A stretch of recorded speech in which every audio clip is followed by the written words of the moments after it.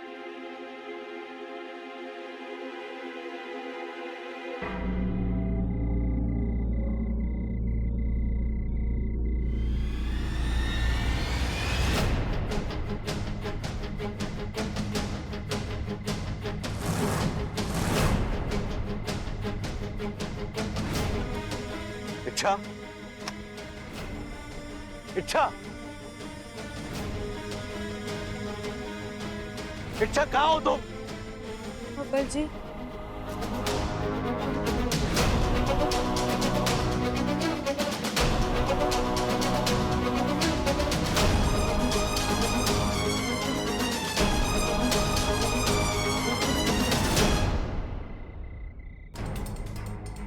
मुझे अब भी यकीन नहीं होता। महीनों से तुम्हें जानता हूं, समझता हूं, करीब से छुआ है मैंने तुम्हें। इन भाव में भरकर मैंने,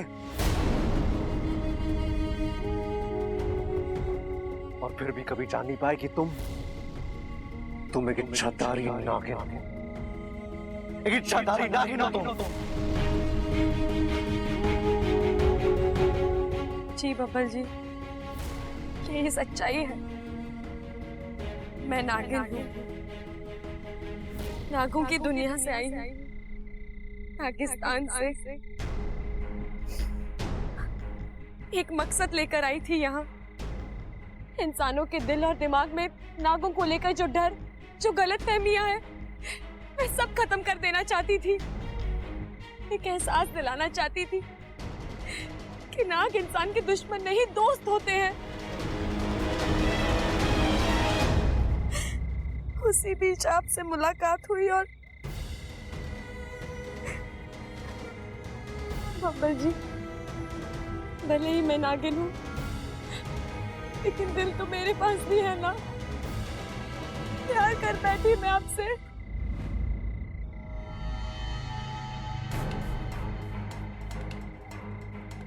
और अपने झूठ को बरकरार रखकर तुमने उस प्यार को हासिल कर दिया है ना। इच्छा जो झूठ की नींव में खड़ा होता है उसे प्यार नहीं कहते, धोखा कहते हैं। इच्छा मैं समझता था कि झूठ धोखाधड़ी सिर्फ इंसानों में होते हैं, अरे जानवरों से कोसों दूर होते हैं, लेकिन तुम इंसानों के बीच रहकर इंसानों की रीत सीख ली क्या तुमने? ऐसा नहीं है बब्बर जी, मैंने कई बार आपको मेरी सच्चाई बताई है, लेकिन उस वक्त आपने उसे सच नहीं समझा। फिर झूठ, तुम फिर झूठ बोल रही हो इच्छा। तुमने कभी ऐसा कुछ कहा ही नहीं। आज तुम्हारी असलियत मेरे सामने आ गई है। तुम एक इच्छाधारी नागिन हो, मैं एक इंसान हूं, और ये जानते हुए भी तुमने इच्छा, तुम्हें मेरे करीब आना ही नहीं चाहिए था। मुझसे प्यार, मुझसे शादी करनी नहीं चाहिए थी तुम्हें। इच्छा तुम्हारा ये झूठ सिर्फ मेरी ही नहीं, मेरे पूरे परिवार की दुनिया हिला के रख देगा। उनका अच्छाई पर से विश्वास उठ जाएगा। अच्छा, झूठ की बुनियाद पर जुड़ा गया रिश्ता झूठा होता है, और झूठा रिश्ता सिवाय दर्द और तकलीफ के कुछ नहीं देता। और ऐसे झूठे रिश्ते का खत्म हो जाना ही ठीक है। और वैसे एक इंसान और एक इच्छाधारी नागिन कभी एक साथ नहीं रह सकते। आप मेरी बात तो सुनिए बब्बल जी, मैं जन्म से नागिन नहीं हूँ। एक आम इंसान के घर पे एक आम बच्चे की तरह जन्म लिया था, लेकिन एक हादसा हुआ। एक और झूठ, बस इच्छा, बस एक झूठ को छुपाने के लिए एक और झूठ। ये सिलसिला कभी खत्म नहीं होगा। इच्छा,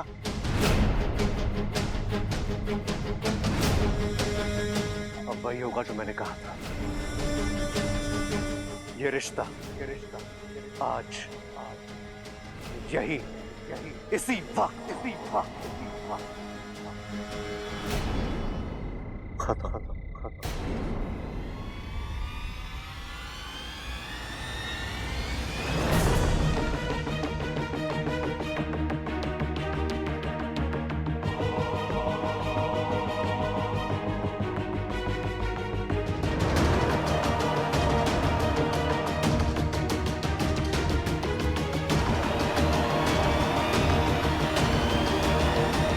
बब्बल जी,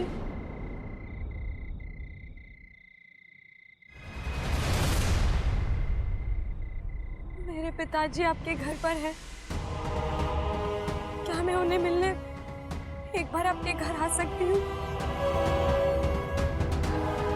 अब जब आपसे अलग होना ही है, आपका घर छोड़कर जाना ही है,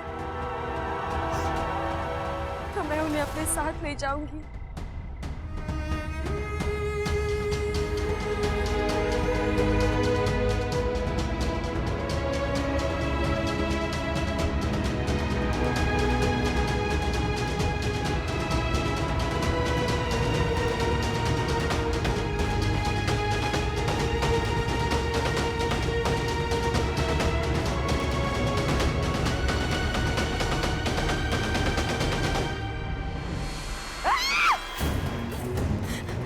देवी जी, वो बबल और इच्छाधारी नागिन वो दोनों भाग गए देवी जी। इतना घना जंगल, ऊपर से अंधेरा, फायदा उठाकर भाग गए। हमने बहुत ढूंढा लेकिन उन्हें पकड़ नहीं पाए, है ना? चलो कोई नहीं, भाग कर जाएंगे कहाँ? अपने घर ही जाएंगे ना। उनके घर का पता है हमारे पास, कभी भी जाकर उठाकर ले आएंगे। अब हमें नागिस्तान जाने से कोई नहीं रोक सकता। हम वहां जाएंगे, वहां राज करेंगे, और एक दिन पूरा नागिस्तान हमारा होगा। नागिस्तान हमारा होगा, हमारा होगा, हमारा होगा।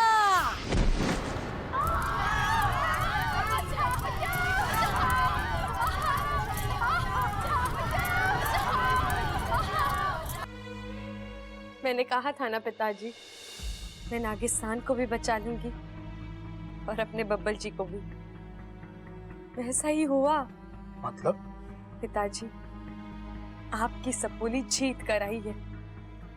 उस सपेरन की पूजा असफल रही। वो कुछ भी नहीं जान पाई नागिस्तान के बारे में। मैं बब्बल जी को उसके चंगुल से छुड़ा लाई, लेकिन क्या? इतनी बड़ी लड़ाई थी, कुछ ना कुछ तो मुझे भी खोना था। खो दिया।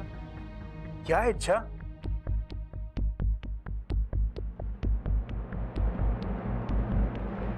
अपना प्यार। मतलब? बब्बल जी को मेरी सच्चाई पता चल गई है और उन्होंने मुझसे अपना रिश्ता तोड़ दिया है। वो एक इच्छाधारी नागिन के साथ कोई संबंध नहीं रखना चाहते। हम दोनों अलग हो रहे हैं। पिताजी, मैं नागिस्तान वापस आ रही हूँ, हमेशा हमेशा के लिए।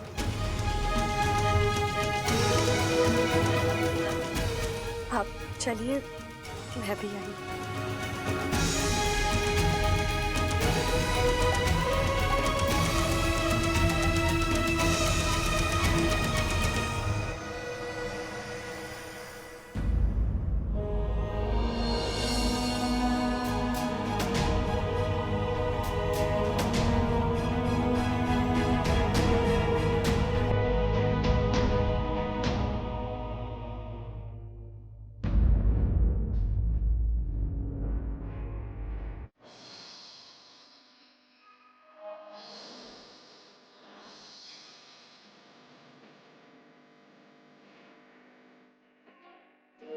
जुदा हुए कदम जिन्हों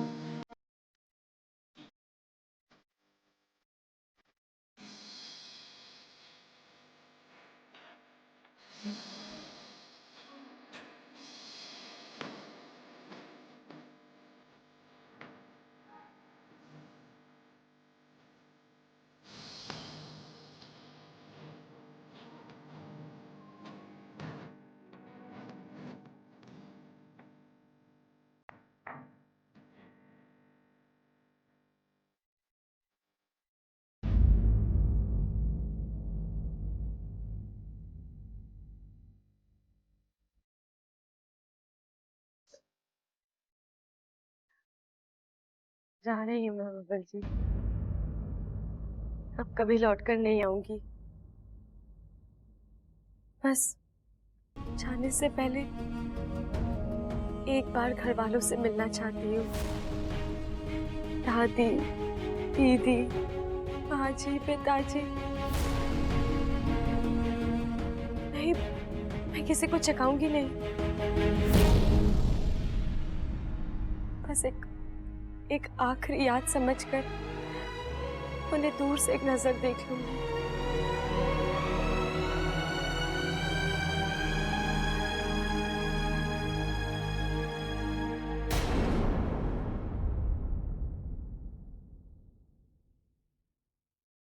आपकी बात भी सही है, जो रिश्ते खत्म हुए हैं उनकी यादें सिवाय दुख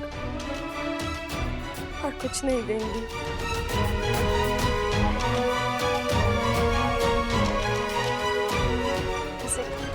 एक आखिरी विनती है आपसे,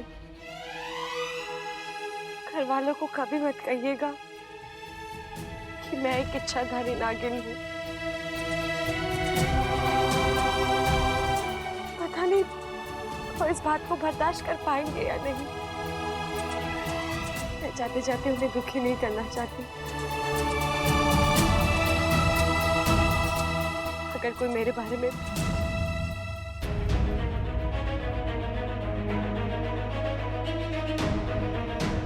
मुझे पता है मुझे क्या करना है।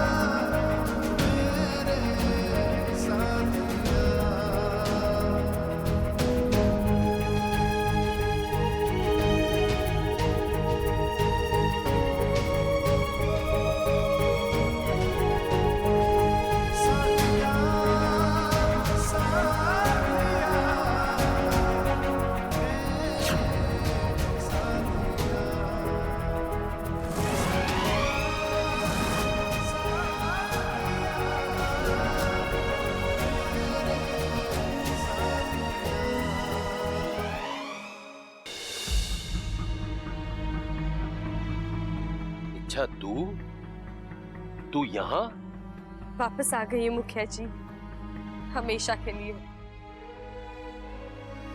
मुखिया जी, नागिस्तान ने भले ही इच्छा को गलत समझा हो, लेकिन इच्छा कभी नागिस्तान के साथ गलत नहीं कर सकती।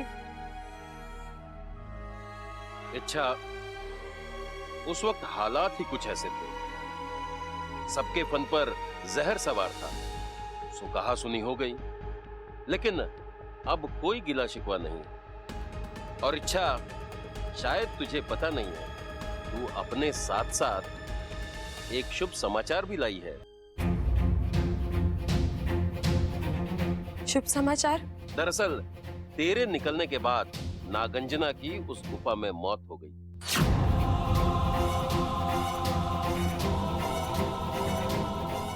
मतलब अब नागिस्तान पर कोई खतरा नहीं है? नहीं, खतरा अभी भी टला नहीं है। लेकिन गुरुजी, अभी अभी तो मुखिया जी ने कहा कि वो सपेरन मर चुकी है। लेकिन बब्बल अभी भी जिंदा है। वो नागिस्तान तो क्या, तुम्हारी, शेषू की, सबकी सच्चाई जान चुका है। और जब तक उसके दिमाग में ये यादें जिंदा हैं, खतरा बना रहेगा।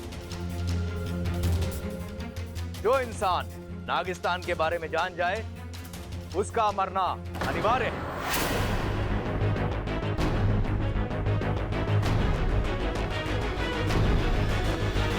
नहीं, मैं पहले भी कह चुकी हूँ, मैं बब्बल जी को कुछ नहीं होने दूंगी। माना कि वो नागिस्तान की सच्चाई जानते हैं, लेकिन उन्हें इच्छा, नाग स्मृति का विधान कोई नहीं बदल सकता। बब्बल को मरना होगा। नहीं, बब्बल जी मरेंगे या जिंदा रहेंगे, इसका फैसला नाग स्मृति का विधान नहीं, नागोमी देव का विधान करेगा। और वैसे भी अब तो वो सपेरन मर चुकी है। नागिस्तान को बब्बल जी से फिलहाल कोई खतरा नहीं है। आप बस मुझे 12 घंटे दीजिए, मैं इस समस्या को भी हल कर दूंगी। मैं नागोमी देव से प्रार्थना करूंगी, उनसे पूछूंगी कि उनकी मर्जी क्या है। वो बब्बल जी को मौत देना चाहते हैं या जिंदगी।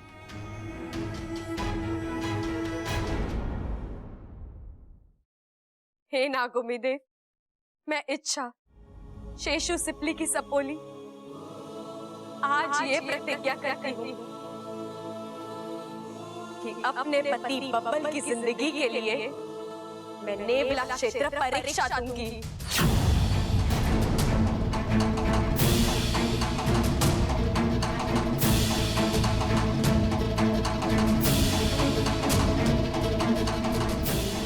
होश में आ इच्छा।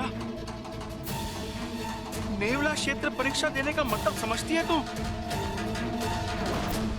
ये नागिस्तान की सबसे कठिन परीक्षा है। तुझे अपने हाथों से नागोमी देव की मूर्ति बनानी होगी और उसे लेकर नेवलों से भरे जंगल से गुजरना होगा। ये मौत का खेल है इच्छा। अगर कामयाब हुई तो जिंदा रहोगी, वरना मर ही जाओगी। अगर बब्बल जी को जिंदगी देनी है तो मुझे मौत से खेलना होगा पिताजी। नहीं, मैं तुझे ऐसा नहीं करने दूंगा। अब फैसला हो चुका है, नेवला क्षेत्र परीक्षा होगी। अगर मैं कामयाब हुई तो मैं समझूंगी नागोमी देव ने मुझे आशीर्वाद दिया। वो बब्बल जी को जीवन दान देना चाहते हैं। और अगर मैं नाकामयाब हुई तो नाकामयाबी का मतलब है मौत। मेरी और बब्बल जी की मौत।